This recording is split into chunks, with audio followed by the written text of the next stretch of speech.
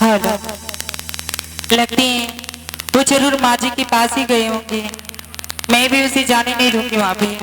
मैं भी पीछे से जाती हूँ, देखती हूँ कैसे माँ जी से भिक्षा ले लेते हैं।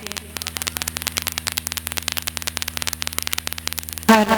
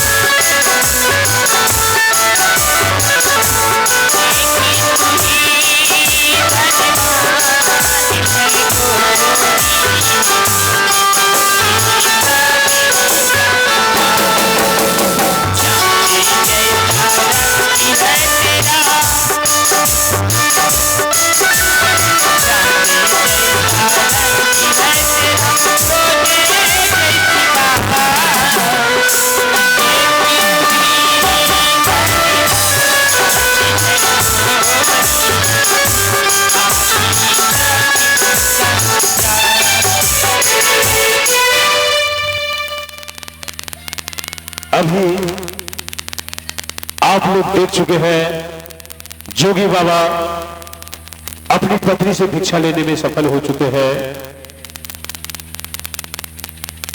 और दूसरा भिक्षा लेने के लिए अपनी मां के पास जाएंगे और अपनी मां से भिक्षा लेने में सफल होते हैं कि नहीं, अगली कड़ी अगली सीन में आप लोग देखेंगे। लेकिन इससे पहले अब ले चलते हैं रिकॉर्डिंग डांस की दुनिया में चित्रहार सदाबहार गीत की और इस मंच पर मैं प्यारी सी तांगना को आवाज देना चाहूंगा बेस मोनिका साहिबा को। तो आइए मुखातिब करवा